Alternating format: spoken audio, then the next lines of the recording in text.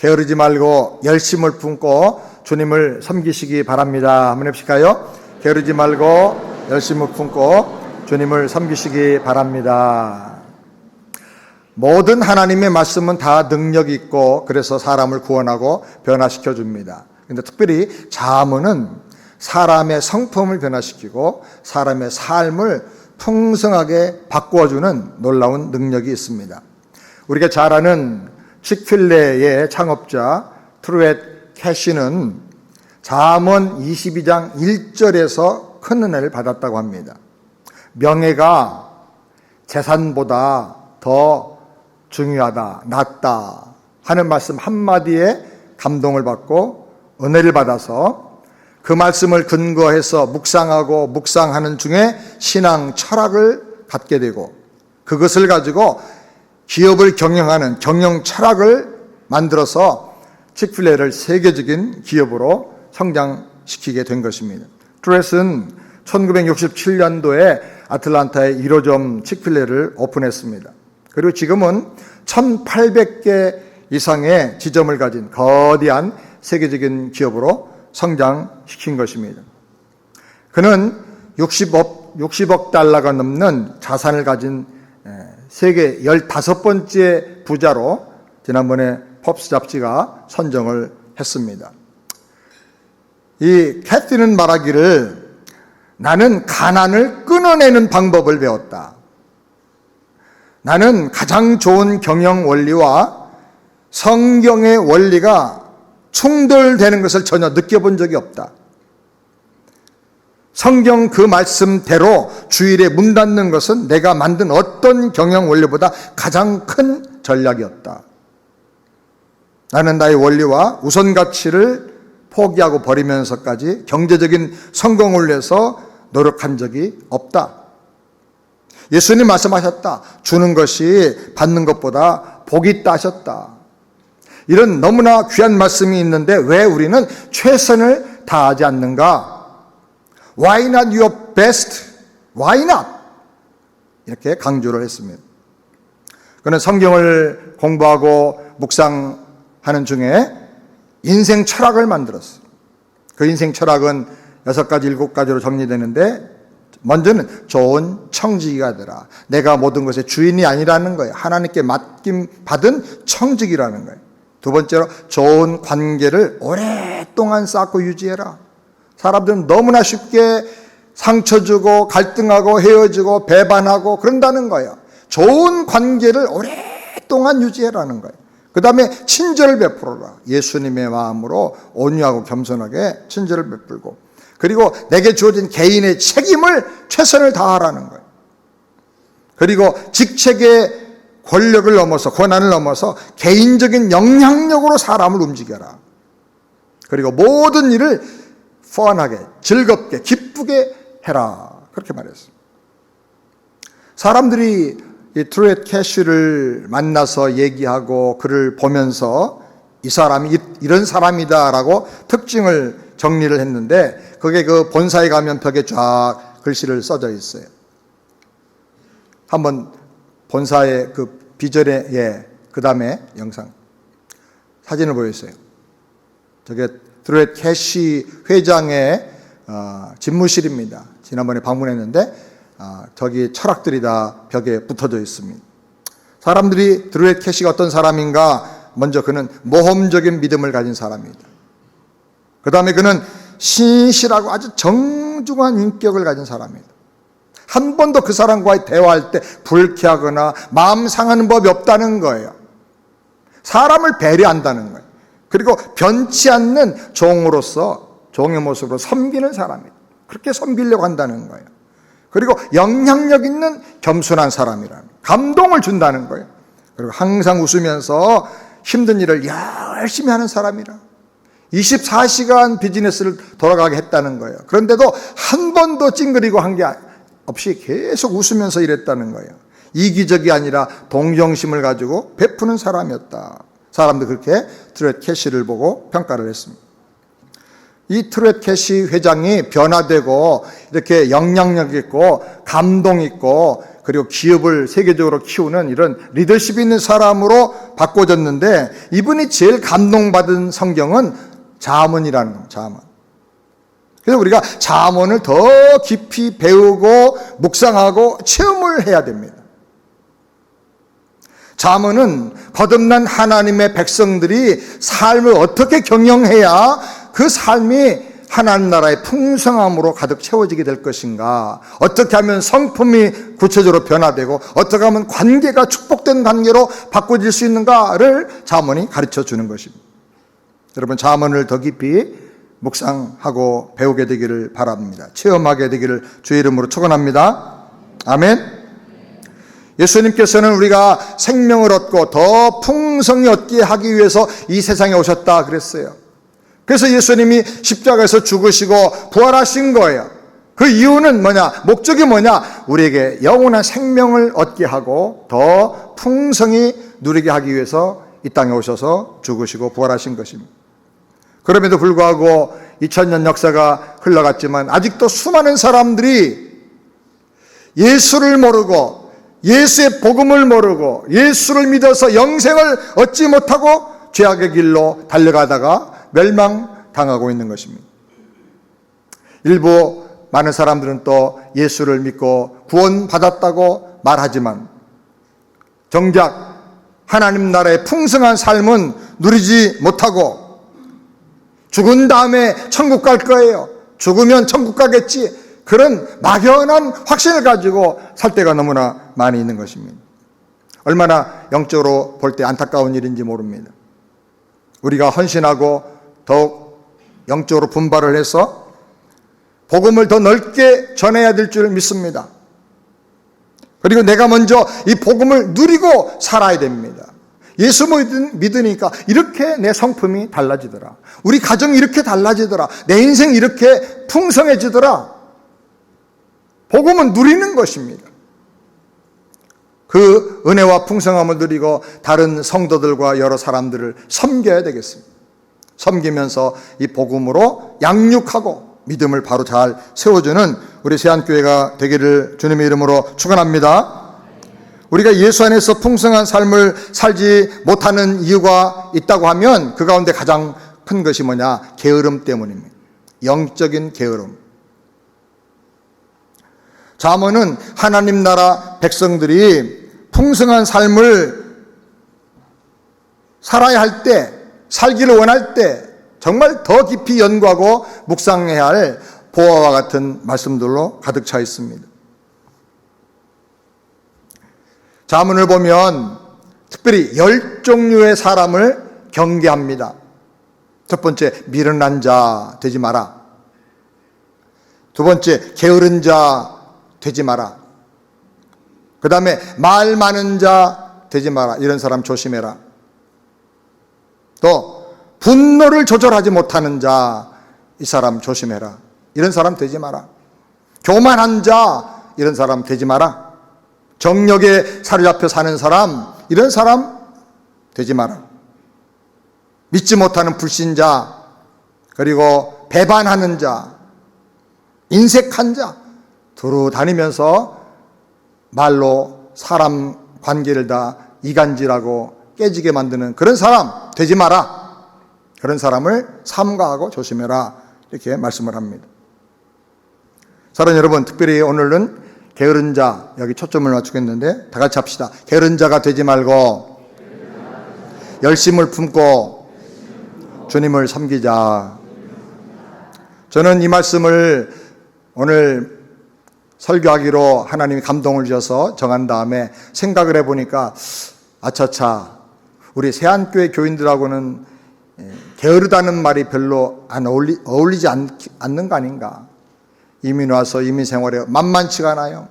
2잡, 어떤 분은 3잡 뛰고 정말 밤늦게까지 열심히 뛰어다니고 또 어학 공부한다고 여기저기 다니면서 열심히 공부하고, 그리고 바쁜 중에 교회를 섬기고, 그런데 이 게으름이란 단어가 어울리지 않는 거 아닌가. 다 부지런하게 사시는데. 근데 제가 말씀을 좀 더 깊이 묵상하는 가운데 내 생각이 아주 잘못됐다는 것을 깨달았습니다. 성경이 경고하고 성경이 말씀하는 게으름은 내가 생각하고 우리가 생각하는 게으름과 차원이 다른 거예요. 첫 번째로 그래서 오늘 함께 생각하기 원하는 것은 성경이 경계하는 게으른 자가 되지 말자 하는 거예요. 다 같이 한번 해봅시다. 성경이 경계하는 게으른 자가 되지 말자. 그럼 어떤 사람이 게으른 자라고 성경이 말하는가? 첫 번째로는 게으른 자는 성취가 없는 소원만 계속 말한다는 거예요. 잠언 13장 4절 다 같이 함께 읽겠습니다. 게으른 자는 마음으로 원하여도 얻지 못하나 부르짖은 자의 마음은 풍족함을 얻느니라. 제가 교회 처음 나갔을 때 교회 안에는 아주 특별하게 생각을 계속 해야 될 말들이 있더라고요. 그 중에 하나가 신자들이 말하기를 마음에는 원이로되 육신이 약해서 못한다, 이런 얘기를 늘 하더라고요. 마음은 더 기도하기 원하고 마음은 이렇게 하기를 원하는데 육신이 약해서 못한다는 거예요. 그 말을 처음 한 분은 예수님이죠. 예수님이 제자들을 향해서 그렇게 말씀을 했어요. 그러면 다 우리가 인간이니까 연약해서 제대로 못하는 게 있구나, 그리고 다들 대충 넘어가고 변명이 통했어요. 그런데 제가 잠언을 보면서 충격을 받았어요. 정확하게 우리의 전곡을 콱 찔러버리는 말씀이 바로 이 말씀이에요. 소원이 이루어지지 않는 것은 게을러서 그렇다는 거예요. 게으른 자는 마음으로 원해도 얻지를 못한다. 왜? 게을러서. 그래요. 정말 게으른 사람은요, 희망을 말합니다. 이상을 말하고 꿈을 말합니다. 그런데 중요한 행동이 없어요. 행동이. 이 지성인의 게으름, 말만 하는 게으름. 이상을 말해요. 그런데 자기는 안 해요. 이게 문제예요. 사랑하는 여러분, 비전과 꿈을 갖고 이상을 갖고 살되 적극적인 열심과 부지런함으로 달려가게 되기를 주의 이름으로 축원합니다. 우리가 꿈을 이루려고 하면, 비전을 이루려고 하면 그것이 목적이죠. 꿈, 비전. 그러면 그 목적을 이루기 위해서 가야 될 목표가 필요해요. 목표. 이렇게 가야 목적을 이루는 거예요. 그럼 그 목표를 만약에 정했다 그러면 그 목표를 여러 단계로 나누어서 계획을 세워야 돼요. 장기 계획, 또 단기 계획.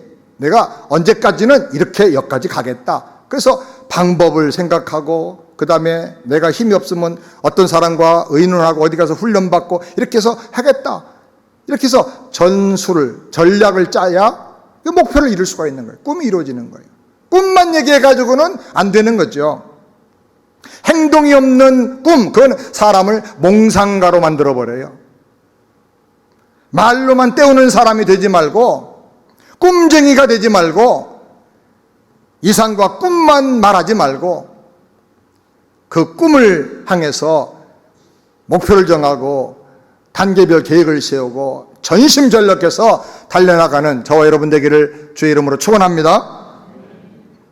두 번째로 게으른 자는 악한 자라 그랬어요. 악한 자라.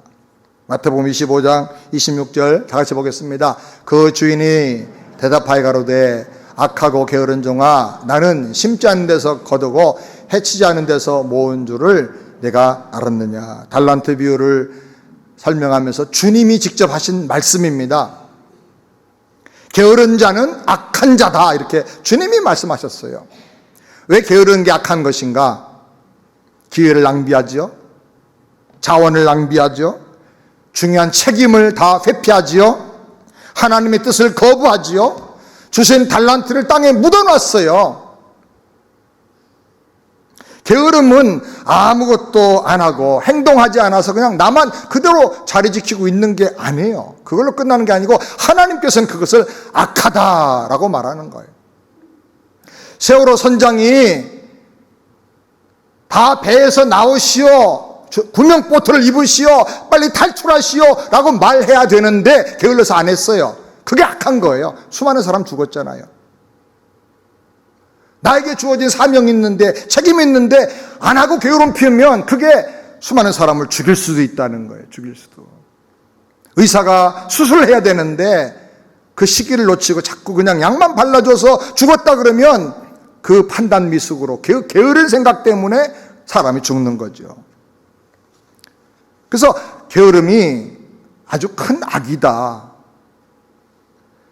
그래서 우리가 정신을 차리고 열심을 품고 주님을 섬겨야 될 줄 믿습니다. 아멘.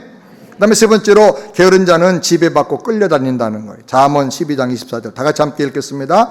부지런한 자의 손은 사람을 다스리게 되어도 게으른 자는 부림을 받느니라. 우리가 예수를 믿고 하나님 말씀에 붙잡혀 살면 세상에 비치고 소금의 삶을 살아야 되는데 이 세상을 이기고 변화시키는 삶을 살아야 돼요. 근데 세상에 끌려다니고 세상에 영향받고 세상의 살이에 지쳐가지고 상처받아서 산다고 하면 그건 믿음의 사람이라고 말할 수가 없는 거죠. 우리가 세상에 끌려다니지 않고 세상을 변화시키고 살려고 하면 부지런히 하나님 말씀을 배워야 됩니다. 그래야 말씀의 능력이 나올 거 아니에요. 열심히 나를 쳐서 복종시키며 기도해야 됩니다. 어떻게 믿음으로 살아서 영혼을 전도하고 믿음을 세워주고 양육하고 신앙의 싸움을 싸워 승리할 것인가 훈련 받아야 됩니다. 훈련 안 받고 어떻게 이길 수가 있습니까? 우리 안에 우리도 모르는 사이에 게으른 생각이 너무 많아요. 껌딱지처럼 딱 늘어붙어가지고 껌딱지를 우리 젊은이들은 잘 모를 거예요. 옛날에는 껌이 귀해가지고요. 미국 사람들한테 헬로 김미 시가렛 김미 껌 뭐 이래 가지고 껌 하나 받으면요. 요거 한 달을 씹어야 돼요. 한 달. 씹고 이제 나만 아는 데다 붙여놓잖아요. 근데 가보니까 없어. 동생이 씹고 있어. 그럼 할 수 없어. 또 붙일 때를 기다렸다가 또 떼어서 씹고 너도 씹고 나도 씹고 온 가족이 돌아가면서 씹다가 이제 너무너무 처음에 붙이면 물렁물렁해서 잘 떨어져요. 탄력이 있어서. 근데 한 6번, 7번, 10번 씹으면 이게 단물, 탄력 다 빠져가지고 딱딱해지 붙어가지고 안 떨어져. 그러면 이제 그 붙어있는 벽지까지 같이 띄는 거죠. 그래가지고 씹는데 맛도 없고 딱딱하고 그러니까 우리 어렸을 때는 용서하십시오. 옛날 얘기에서. 크레파스 있죠. 크레용을 거기다 깨트려서 넣어가지고 빨간색으로 옛날에도 씻고 또 지루하면 또 파란색 크레용 넣어가지고 해가지고 씻고 그러면서 씹었어요. 근데 한참 씹다가 보면요. 이게 딱딱해가지고 씹을 수가 없어요. 돌 같아져요. 돌 같아. 교회를 다니는데요. 몇 년 동안 계속 단물 뭐 다 빠져가지고 딱딱해가지고 말씀을 들어도 감동이었고 아멘하고 일어나면 다 잊어버리고 영적인 훈련은 하나도 안 돼가지고 누가 조금만 싫은 소리하고 세상적인 얘기하면 금방 그냥 믿음이고 뭐고 다 없어져 버리고 우리 생각이 너무 아니라고 게으를 때가 많아요. 이제 중환자, 연세 많은 중환자들 배 가지고 출렁출렁 아무 힘도 없는 것처럼 탄력이 없어. 잡아당기다 놓으면 툭 원상으로 돌아가야 되는데 그렇게 다 늘어져 버려 있어요. 우리 신앙이. 여러분 피아노도 오래 놔두면 아무리 좋은 피아노라도 줄이 다 늘어지는 것처럼 그래서 다시 연주하려면 튠업을 해야 되는 것처럼 우리 믿음도 우리 마음도 좀 튠업을 좀 해야 돼. 튠업을. 처음 주님 앞에 나왔을 때 제대로 한번 믿어보려고 하고 기도하고 결심했을 때 그 마음을 다시 회복할 수 있도록 영적으로 튠업 하시기를 바랍니다. 그게 안 하면 집에 당하고 끌려다니고 영향받고 그렇게 사는 거예요. 그러니까 맨날 상처받았다는 말만 하는 거예요. 내가 약하니까 상처를 받는 거예요. 네 번째로 게으른 자는 기회를 버려서 가난해집니다. 잠언 12장 27절 다 같이 게으른 자는 다 같이 그 잡을 것도 사냥하지 아니하나니 막 사람의 부귀는 부지런한 것입니다. 분명히 기회가 왔습니다. 손만 내밀고 화살만 놓으면 당겼다 놓으면 잡을 수 있어요. 가족들이 지금 다 굶고 있어요. 절호의 기회가 왔어요. 근데 사슴 떼가 지나가는데도 안 쏘는 거예요. 안 잡는 거예요. 구경만 하는 거예요. 기회를 잡아야 돼요. 사람도 잡아야 돼요. 정말 중요한 사람이 있어요. 잡아야 돼요. 잡으려면 섬겨줘야 돼요. 최선을 다해야 돼요. 지금 하지 않으면 다시 기회가 오지 않을 수가 있어요. 그렇기 때문에 기회가 왔을 때 즉시 결단하고 즉시 실행하고 놓치지를 말아야 되는 겁니다. 미루지 말고 기회를 꼭 붙잡으시게 되기를 바랍니다. 다섯 번째로, 게으른 자는 핑계만 연구합니다. 잠언 22장 13절 다 같이 읽겠습니다. 게으른 자는 말하기를 사자가 밖에 있은즉 내가 나가면 거리에서 찢기겠다 하느니라. 게으른 사람의 주특기가 뭔지 아세요? 핑계. 게으른 사람은 안 되는 이유만 연구합니다. 얼마나 잘 찾아서 연구하고 말로 안 되는 이유를 설명해요. 그 사람 말 들으면 세상은 안 돌아가야 되고 금방 망해야 돼요. 안 된다는 거죠. 누구도 못했다는 거죠. 그래서 여러분, 쉽게 안 되는 일, 다른 사람이 못하는 일, 그런 일이라고 하면 그게 가치 있고 중요한 일이에요. 남이 다 하는 일, 그냥 쉽게 저절로 되는 일을 하면 금방 망합니다. 사업도 안 되는 거예요. 절대로 잘 되는 인생, 영향력 있는 인생을 살 수가 없어요. 금방 추월당해요. 새 일, 새로운 일, 다른 사람이 안 하는 일, 그런 일을 우리가 찾아서 창의적인 마음을 가지고 해야 되는 것입니다.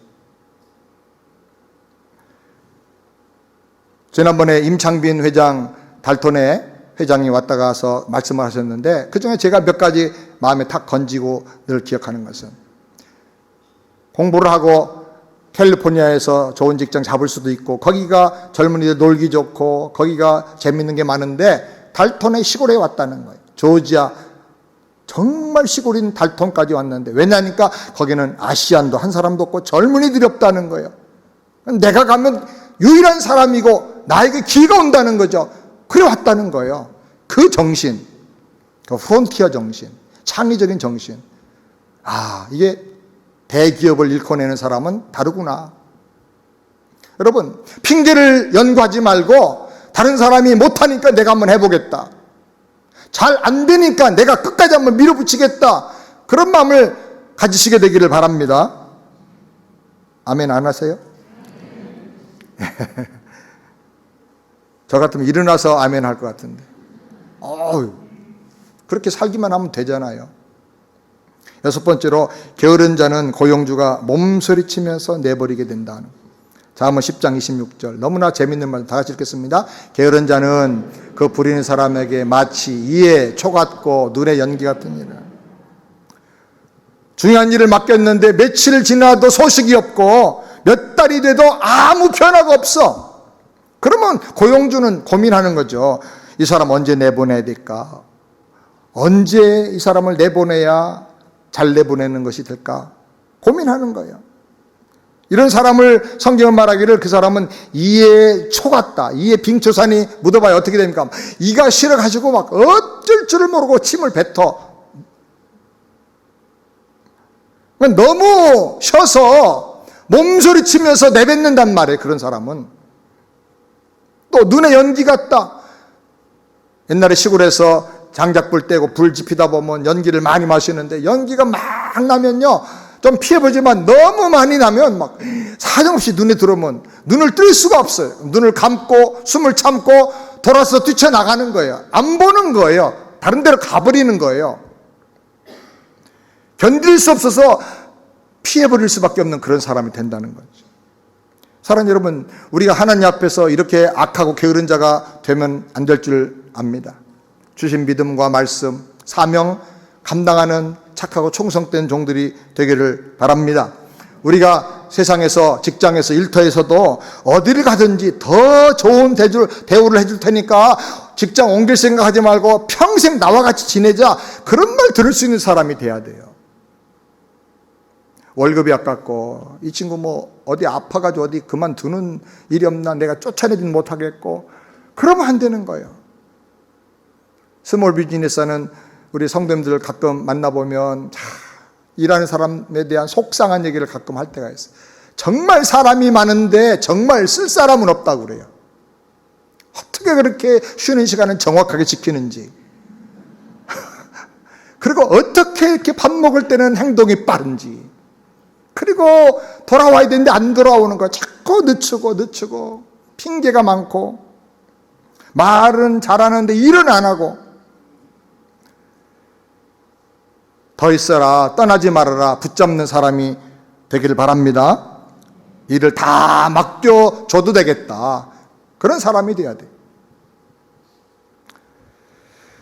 7번째로 게으른 자는 우연히 될 일만을 기다립니다. 잠언 26장 15절 다 같이 읽겠습니다. 게으른 자는 그 손을 그릇에 넣고도 입으로 올리기를 괴로워하는. 잠언을 좀 이렇게 리얼하게 상상하면서 읽으면 정말 여기 유머가 많고 그 유머와 위트를 통해서 우리 가슴을 탕탕 치는 그런 아주 충격적인 말씀이 많아요. 믿음의 사람 트루의 캐시처럼 정말 제대로 된 믿음이 있고 하나님 말씀을 정말 믿음으로 받으면 사람이 적극적인 사람으로 바꿔지게 돼요. 모험적인 믿음을 가진 사람으로 인생이 바꿔져. 왜? 하나님이 나와 함께 하시는데 내가 뭘 주저하고 두려워하겠어요? 내게 주신 약속이 있는데, 그걸 믿는 믿음이 있는데 한번 해보자, 말씀 붙잡고 한번 나가보자, 그런 마음이 왜 안 생기겠어요? 제가 시골에서 보면 홍수가 나서 탕류가 막 거세게 강으로 떠내려올 때 보면 작은 물고기들, 살아있는 송사리 같은 것들도 살아있는 건 다 그 물결을 거슬러 막 올라가요. 막 움직여요. 참 그 생명의 특성인 것 같아요. 죽은 건 다 떼내려가요. 게으른 자는 올라가질 않아요. 생명의 약동이 없고 그냥 기다려. 우리가 하나님의 은혜로 떡그릇에 손 넣은 자가 됐어요. 하나님의 생명의 떡에 손 넣은 자가 됐습니다. 아멘. 이제 뭐만 하면 돼요? 아멘 하고 믿음으로 받아 먹기만 하면 되는 거예요. 근데 그걸 안 해요. 복음을 듣고 교회를 수십 년 나와도 예수님 영접하는 믿음 없는 사람이 아직도 얼마나 많은지 몰라요.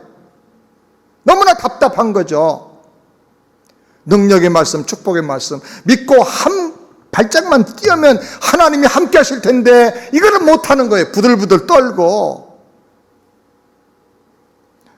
사랑하는 여러분, 기쁨으로 받고 감사함으로 받고 믿음으로 받아서 하나님 주신 표대를 향해서 한 걸음씩 나가는 저와 여러분 되기를 바랍니다. 입에 넣어줘도 삼키지 못하는 사람 되면 안 돼요. 은혜 주셨어요. 하나님의 사랑으로 주권적으로 은혜를 주셨어요. 그러면 받고 힘내서 이제 달라져야 되지 않겠어요? 그 은혜에 감사해서 분발해야 되지 않겠습니까? 언제까지 우리가 애기처럼 그냥 젖이나 넣어줘야, 다 소화시켜줘야 그냥 겨우 삼키는 자가 되겠어요? 이제는 성숙하고 결단하게 되기를 바랍니다. 나를 구원하여 하나님의 자녀로 삼아준 하나님 아버지께서 내게 기대하시는 것이 있다면 그것이 무엇일까요? 저는 에베소서 5장 이 말씀이 너무 중요하다고 생각하는데, 다 같이 에베소서 5장 다 같이 함께 큰 소리 읽겠습니다. 그런즉 너희가 어떻게 행할 것을 자세히 주의하여 지혜 없는 자같이 말고 오직 지혜 있는 자같이 하여 세우락지라. 때가 악하니라. 그러므로 어리석은 자가 되지 말고 오직 주의 뜻이 무엇인가 이해하라. 게으른 자가 되지 않고 부지런하게 살려면 그냥 바쁘게 움직이는 게 중요한 게 아니라 주님의 뜻을 이해하고 방향, 목표를 바로 정하고 살아야 된다는 거예요. 주님의 뜻을 이해하는 것이 지혜로운 인생을 사는 비결이고, 게으르지 않고 부지런한 인생을 사는 비결이고, 풍성하고 승리하는 삶을 사는 비결이라는 거예요. 그래서 신앙생활의 관건은 뭐냐? 주님의 뜻이 무엇인가? 내가 달려가야 될 표대가 과연 무엇인가?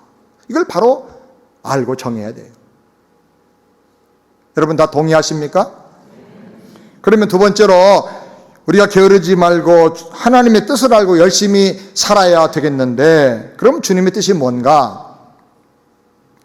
이 중요한 말씀을 여러분에게 지금 나누고 있는데, 이 말씀은 꼭 오늘 설교 듣고 끝나지 말고 여러분이 꼭 이 파일을 기억해서 요약을 적어서 성경책에 넣고 다니면서 꼭 간직하시기 바랍니다. 하나님의 뜻이 더 많이 있지만은 가장 중요한 것 7가지를 여러분에게 함께 소개하기를 원합니다. 첫 번째로 하나님 중심의 긍정과 감사와 기도로 사는 것입니다. 데살로니가전서 5장 우리 다 같이 함께 읽겠습니다. 항상 기뻐하라, 쉬지 말고 기도하라, 범사에 감사하라. 이는 그리스도 예수 안에서 너희를 향하신 하나님의 뜻이니라. 은혜를 받았으면 감사하고 하나님 주신 영생과 천국을 지금 누리고 살면 기뻐하라는 거예요. 거기에 민감한 반응을 보이면서 그렇게 하면서 너의 인성이, 너의 성품과 기질이 긍정적인 사람으로, 천국에 합당한 사람으로, 믿음에 합당한 사람으로, 예수 닮은 사람으로 바꿔지라는 거예요. 그리고 문제가 생기면 낙심하고 원망하지 말고 기도하라는. 예수 믿으면 이렇게 적극적인 사람 되고 절대 긍정의 사람이 되는 거예요. 이것이 얼마나 중요한지 몰라요. 어떤 주인이 하인에게 일을 시키는데 너 저기 있는 마을 우물에 가서 물통에다가 물을 저다가 여기 큰 물 항아리 10개가 있는데 여기 가득 채워라. 이게 일주일 동안 해라. 엄청나게 큰 항아리인데 앞으로 잔치를 해야 되니까 물이 많이 필요하다. 그래 하인이 매일 열심히 물을 기르다가 항아리에 부었습니다. 정말 열심히 밤늦게까지 쉬지 않고 물을 부었어요. 주인이 얼마 지난 다음에 가서 확인해 보니까 10항아리 중에 한 항아리에 겨우 물이 반 정도밖에 안 찬 거예요. 아니 너 이게 어떻게 된 거냐? 이 10항아리를 다 채워야 잔치를 하고 김장 담그고 할 일이 있는데, 예 주인님 제가 쉬지 않고 열심히 했습니다. 뼈 빠지게 했습니다. 아니 근데 왜 물이 이만큼밖에 없어? 예 제가 열심히 했습니다. 그래 확인해 보니까 열심히 했는데 항아리가 그 물 퍼서 나르는 물통이 다 깨지고 구멍이 뚫려버린 거예요. 가득 채워가지고 열심히 달려가면 주주주주 하고 그냥 다 쏟아지고 조금 갖다 부고 조금 갖다 부고 열심히 했어요. 그런데 다 새버렸어요. 근데 우리가 신앙생활할 때 열심히 교회 일도 하고 뭐도 하고 다 하는데 왜 건지는 남는 게 없는가? 축복이 모아지질 않는가? 그는 세서 그래요. 뭘로 세느냐? 원망과 불평으로 세는 거예요. 원망해보세요. 비판해보세요. 상대방 정죄해보세요. 그 사람과 관계 다 끊어져 버립니다. 하나님의 축복이 다 새버리는 거예요. 불평해보세요. 내 마음에 부정적인 에너지가 꽉 찹니다. 하나님의 약속이 희망이 안 보여요. 다 짜증스러워 보여요. 제가 어제 어떤 프로를 봤는데 요인들 암살하는 그 바그다드나 그 이슬람 그 지역에서 요인들을 특별히 보호하는 그런 특공대 임무를 받은 사람들인데 사태는 분석하되 두려워하는 마음 분석하고 나면 가다가 총 맞고 이제 큰 어려움을 당할 죽을 그런 일들이 너무나 많이 발생하는데 그거를 분석은 하지만은 그것을 자기 마음에 담아두진 않는데 그 감정을 담아둬서 두려움이 생기기 시작하고 걱정이 생기기 시작하면 아무것도 못한다는 거예요. 야, 그 말 듣고 제가 그걸 사태 분석까지는 하는데 어떻게 그 두려움의 감정을 마음에 담아두질 않을 수가 있을까? 근데 안 믿는 사람들도 이 특수부대 정예 전투부대들도 그런 훈련을 하는구나. 근데 우리 믿음의 사람들은 그런 훈련을 너무나 하지 않는 거예요. 불편한 일은 있습니다. 그러나 그것을 내 마음에 담는 거하고 그 일을 놓고 하나님 앞에 기도로 아뢰는 거하고는 달라요. 그 걱정스러운 일이 있습니다. 근데 그 걱정을 내 마음에 들어오게 해서 내가 걱정, 근심에 사로잡힌 사람 되어서 하나님 주신 은혜와 축복을 다 잃어버리느냐? 그거하고 달라요. 여러분, 저는 이거 얼마나 중요한지 몰라요. 항상 기뻐하고 힘들어도 기뻐하는 거예요. 병들었어도 기뻐하는 거예요. 목사님 병들었는데 어떻게 기뻐합니까? 건강할 때보다 병드니까 나를 돌아보게 되고 회개하게 되고 진중하게 주님의 뜻을 또 찾게 되고 기도하게 되고 몸 약한 사람들이 기도 많이 해요. 건강한 사람보다. 몸 약한 사람, 죽을 병에 걸린 사람 중에 은혜 받고 수많은 목회를 하는 분들이 얼마나 많은지 몰라요. 한국의 김창인 목사님이나 한경림 목사님이나 조영기 목사님 이런 분들 다 죽을 만큼 몸이 아팠던 분들이에요. 또 몸 약하면요 건강 조심합니다. 밥도 꼭꼭 씹어 먹고 꼭 운동하고 그래서 끈질기게 오래 삽니다. 대부분 빨리 돌아가시는 분들은 건강한 분들이 빨리 돌아가요. 자기 건강을 믿기 때문에. 약한 것도 우리가 믿음으로 잘 소화하면 복이 되는 거예요. 성향과 인성이 감사하는 성향으로, 기뻐하는 성향으로, 문제 생기면 창의적으로 기도에다가 들이대는 성향으로 바꿔지게 되기를 주의 이름으로 축원합니다. 그 다음에 두 번째로 하나님을 닮아서 인격과 삶이 거룩해지는 것입니다. 데살로니가전서 4장 3절 다 같이 함께 읽겠습니다. 하나님의 뜻은 이것이니 너희의 거룩함이니라. 신자가 거듭났으면 나를 거듭나게 하시고 하나님의 자녀 삼아주신 그분을 닮아가는 게 가장 중요한 하나님의 뜻입니다. 자녀가 아버지를 닮는 것은 가장 중요한 일이고 당연한 일입니다. 너 처음 봤다. 아주 넌 낯설다. 너는 나와 딴판인데 만약 이렇게 되면 어떻게 됩니까? 정말 내 아들인가? 그래가지고 유전자 검식 들어가야 됩니다. 하나님께서 우리를 보실 때 야, 나 헷갈린다. 너 누구냐? 누구 자식이냐? 만약에 우리가 이런 탄식과 질문을 주님께 듣는다고 하면 너는 말하는 것도 어떻게 이렇게 다르고 어떻게 행동하는 것마다 이렇게 나와 다르냐? 주님이 만약 그렇게 말씀한다면 우리는 어디 가서 이 답을 찾을 수가 있겠습니까? 우리를 향한 하나님의 아주 중요한 뜻은 내가 거룩하니 너희도 거룩하라. 말과 생각과 행동과 모든 삶이 주님을 닮아가는 것입니다. 아멘?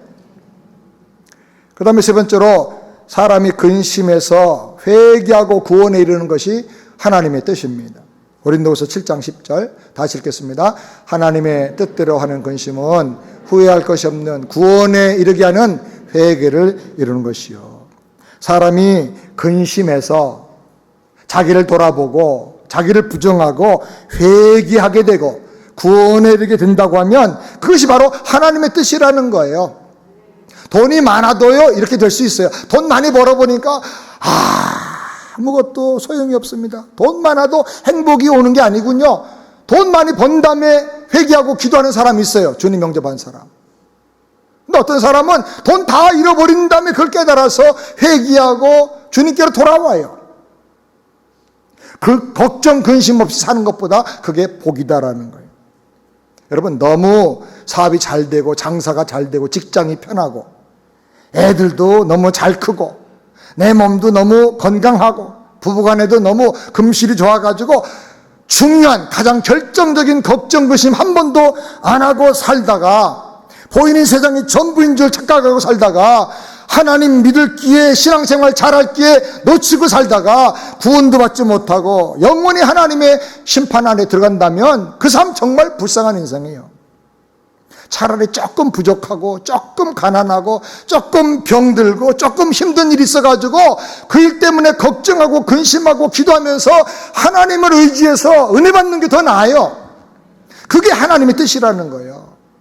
짧은 인생 육을 놓고 사는 것만 봐서는 편안하게 사는 게 좋겠지만 영혼의 관점으로 보면 조금 아픔이 있어도 그래서 오히려 기도하고 하나님을 찾다가 은혜 받는 게 그것이 유익하다는 거예요. 동의하십니까? 저는 여러분이 고난과 아픔을 통해서 회개하고 근심하고 하나님 만나게 되기보다는 말씀을 통해서 은혜 받고 챌린지 받고 걱정 근심하고 회개해서 하나님 만나게 되기를 주의 이름으로 축원합니다. 네 번째로 주님께 드리고 전도자들을 돕는 게 주님의 뜻이라고 그랬어요. 고린도후서 8장 5절 다 같이 함께 읽겠습니다. 저희가 먼저 자신을 주께 드리고 또 하나님의 뜻을 쫓아 우리에게 주었도다.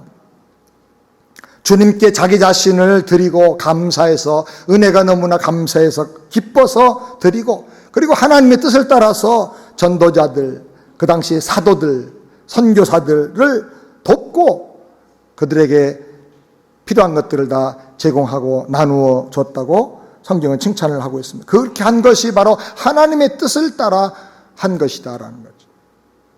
주님은 선지자들에게 물 한 것을 대접하면 그것이 곧 내게 한 것이고 선지자의 상으로 갚으리라 그랬어요. 저는 제가 목사이기 때문에 이 말씀에 해당 안 될 것 같아서 저는 가능하면 목사님들 만나거나 선교사님들 만나면 어떻게든지 좋은 걸로 대접하려고 애를 많이 씁니다. 어떤 데는 선교사님 오시면 우리 김성식 장로님 제일 먼저 대접을 하세요. 선고비에서. 어떻게 장로님 혼자만 합니까? 글쎄 뭐 마땅히 할 사람이 생각이 안 나서요. 장로님 대접을 하세요. 너무나 감사해요. 그런 마음 갖기가 쉽지가 않아요. 그 다음에 제가 사적으로 좀 더 만나게 되면 또 사적으로 대접을 하고 어떤 때는 또 뭐 용돈도 좀 드립니다. 사모님하고 좋은 거 사드세요. 선교대에 가면 선교사님들한테 어김없이 제 주머니 있는 거 다 텁니다. 가능하면 그래서 현금을 안 가지고 가려고 노력을 하는데 먼저 만나는 분이 좀 더 많이 받아. 나중에는 보면 1불짜리밖에 없어. 그래서 5불이라도 드리고 커피라도 하나 사드세요. 하여튼 뭐든지 드리는 게 참 좋겠다 싶어요. 수년 전에 우리 아들이 뉴욕에서 공부하고 있을 때 잠깐 방문할 일이 있었습니다. 다니는 교회가 20명도 채 안 되는 조그만 개척교회고 목사님도 저보다 한 열 몇 살 더 젊은 목사님이에요. 근데 아들이 은혜 받는 교회 목사님이니까 그 목사님을 제가 목사지만 대접을 했어요. 목사님네 어린 아이들까지 다 나오라고 그래라. 그래서 뉴욕에서 제일 음식 잘하는 대로 아주 먹고 싶어 하시는 그런 음식 있는 대로 해서 정말 대접만 수백 불 나왔어요. 이 대접하는 것이 뭐 저 자신도 해야 될 일이고 우리가 힘써서 해야 될 일이에요. 저는 그렇게 하면서 제 마음속에 하나님이 기뻐하심을 제 마음으로 느끼게 되었어요. 그 다음에 다섯 번째로 선한 일을 하면서 고난을 받는 것이 하나님의 일이다. 베드로전서 3장 17절 다 같이 읽겠습니다. 선을 행함으로 고난받는 것이 하나님의 뜻입니다. 선을 행하면서 고난받는 게 더 좋은 하나님 뜻이에요. 선을 행했는데 참 수고했다, 고생 많았다 하고 칭찬 들으면 그것도 감사한 일이죠. 근데 너무 칭찬 들으려고만 하면 안 돼요.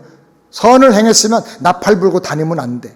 그러면 상을 하늘에서 받지 못한다 그랬어요. 박수 받을 때 상이 없어진다 그랬어요. 그래서 가능하면 은밀하게 할 필요가 있어. 오른손이 하는 거 왼손이 모르게. 근데 누가 어떻게 알고 격려해 그러면 그냥 감사해요.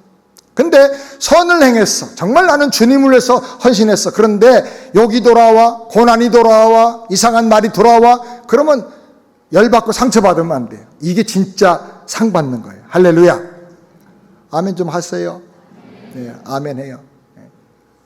그것이 십자가 지고 예수님의 뒤를 따라가는 길이에요. 예수님 십자가 질 때 아무도 이해 못했어요. 수지자는 예수님을 팔아먹었어요.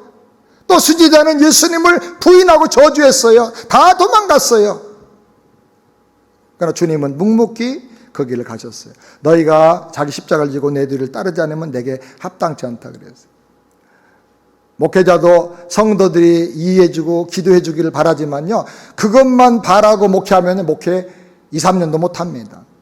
별의별 태클, 별의별 이런저런 얘기 다 들어요. 그때마다 삼켜야 돼요. 옛날에 CCC의 유명한 김중건 목사님, 아주 세계적으로 유명한 영적인 종이죠. 김중건 목사님이 북경의 21세기 교회에서 설교를 하시고 그 21세기 교회는 한국 사람이 세운 북경의 교회 중에 제일 컸어요. 중국에 있는 교회 중에 한 3, 4천 명이 모였었는데 그 목사님과 식사를 하면서 그 담임 목사님이 제 후배인데 김중건 목사님에게 물었답니다. 목사님, 목회를 좀 더 잘하고 싶은데 어떻게 하면 더 잘할 수 있을까요? 계속 잡수시더니 한마디 딱 하더래요. 목회 잘하려면 맷집이 좋아야 돼. 맷집이 좋아야 된다 그러더래요. 그래서 이 목사님이 두고두고 생각하다가 너무 은혜가 된다고 저한테까지 그런 얘기를 해줬어요. 이 말 듣고 저 말 듣고 이 욕 맞고 저 욕 먹고 속상하고 그래도 맷집을 잘 가지고 견디라는 거예요. 그러면 능력이 생겨. 그러면 거기서 신앙 인격이 더 성화되는 거예요. 그러면 영성의 향기가 나오는 거예요. 예수 향기가. 아멘? 우리 모두가 이렇게 살게 되기를 바랍니다. 여섯 번째로, 교만한 자에게는 숨기고 겸손한 자에게 천국을 나타내는 것이 하나님의 뜻이라 그랬어요. 마태복음 11장 25절 다 같이 읽겠습니다. 이것을 지혜롭고 슬기는 자에게 숨기시고 아버지의 뜻입니다. 천국의 비밀을 자칭 지혜롭다 생각하는 교만한 사람에게는 숨겨버린다. 그 사람이 머리로 알 수도 있어요. 말로 할 수도 있어요. 그런데 그 심령 속에는 그 비밀이 경험이 안 돼. 숨겨져. 비밀을 몰라. 숨겨지고 어린애 같은 사람에게, 겸손하게 배우려고 하는 그런 사람에게는 하나님이 그 비밀을 나타내 주신다. 그게 아버지의 뜻이라 그랬어요. 그렇기 때문에 우리는 항상 겸손한 마음, 어린아이 같은 마음을 가지고 살아야 됩니다. 날마다 천국의 비밀을 깨닫고 체험하게 되기를 바랍니다. 아멘. 들어도 깨닫지 못하는 것은 그 영혼이 게을러서 그래요. 게을러서. 영이 게을러지면 교만해져요. 됐어, 뭐 귀찮아, 다 아는데 뭐 그렇게 돼버려요. 그래서 깨달을 수가 없어요. 그 마음으로 들어가질 않아요. 들어도 비판만 하지 은혜를 받을 수가 없는 거예요. 그래서 저는 늘 기도하는 것 중에 하나가, 성경 볼 때 항상 처음 성경 보는 것처럼 보게 해주세요. 항상 어린아이 같은 마음으로 보게 해주세요. 처음처럼 그런 마음을 우리가 가지고 살아야 되겠습니다. 마지막 일곱 번째로, 예수 믿어 영생 얻는 것이 하나님의 뜻입니다. 아멘. 요한복음 6장 40절 다 같이, 내 아버지의 뜻은 아들을 보고 믿는 자마다 영생을 얻는 이것이니. 아들을 보고 믿는 자마다 영생 얻는 것이 하나님 아버지의 뜻 가운데 가장 중요한 뜻이에요. 어떻게든 간에 복음을 듣고 영생을 얻어야 돼요. 한평생 세상을 살면서 예수 복음 듣지 못하고 예수 믿지 못하고 죽어서 영원한 심판과 저주를 받는다고 하면 그 사람이 쌓아놓은 지식과 물질과 명예가 권세가 도대체 무슨 소용이 있겠냐는 거죠. 게으르지 않고 지혜로운 인생을 사는 비결은 예수 믿고 영생 얻는 것입니다. 아멘. 미국의 대부호 유명한 코넬리우스 밴드빌트가 이제 임종을 앞에 두게 되었습니다. 이분은 신앙생활에 대해서는 전혀 무관심한 분이었습니다. 돈이 이 사람의 신앙이었고 돈 버는 것이 사는 목적이었습니다. 그런데 인생의 마지막 순간이 다가오자 너무나 참담한 거예요. 그 옆에서 지키고 있던 흑인 하녀가 조용히 찬송을 불렀습니다. 찬송과 가사 한번 띄워주실까요? 예수님은 누구신가? 다 같이. 우는 자의 위로와 없는 자의 풍성이며 천한 자의 높음과 잡힌 자의 노임되고 우리 기쁨 되시. 예수님은 누구신가? 약한 자의 강함과 눈먼 자의 빛이시며 병든 자의 고침과 죽은 자의 부활되고 우리 생명 되시. 예수님은 누구신가? 추한 자의 정함과 죽을 자의 생명이며 죄인들의 중보와 멸망자의 구원되고 우리 평화 되시네. 아멘. 밴드벨트가 조용히 찬송가를 들으면서 생각을 했습니다. 찬송가 가사 속에 예수님이 누구신가? 예수님의 속성, 예수님이 우리에게 주시는 은혜가 그대로 잘 설명이 되어 있어요. 밴드벨트가 입술을 조금씩 움직이기 시작했습니다. 떨리면서 움직이는 그 입술로 나지막하게 고백을 했어요. 주님, 제가 가난한 자입니다. 제가 바로 천한 자입니다. 재물 조금 모았고 지식 좀 가졌고 명예가 많다고 한들 지금 아무 소용도 없습니다. 예수님을 나의 구원자로 모셔드리기를 원합니다. 예수님을 영접하고 운명했다고 합니다. 여러분, 세상 살면서 아무리 돈을 많이 쌓아놓으면 뭐합니까? 아무리 박사학위를 10개 받으면 뭐합니까? 영생 얻지 못한다면 그 인생은 nothing입니다. 헛발질한 겁니다. 교회 그렇게 열심히 다니면서도 예수 믿고 영생 얻지 못한다면, 영원한 생명을 얻었다 할지라도 풍성한 삶을, 천국의 삶을 누리지 못한다고 하면 그 사람은 떡 반죽 그릇에 손을 넣고도 입으로 올리기를 괴로워하는 사람과 똑같은 거예요. 그게 바로 게으른 사람이에요. 사랑하는 여러분, 예수를 나의 구주로 영접하시기 바랍니다. 미루지 마시고 핑계대지 말고 영접하십시오. 그리고 이 영생의 복음을 힘써서 전하시기 바랍니다. 힘써서 말씀을 사랑하고 기도하면서 세상을 이기는 믿음으로 승리하게 되기를 주의 이름으로 축원합니다. 기도하겠습니다. 가슴에 한번 손 얹고 기도합니다. 사랑하는 주님,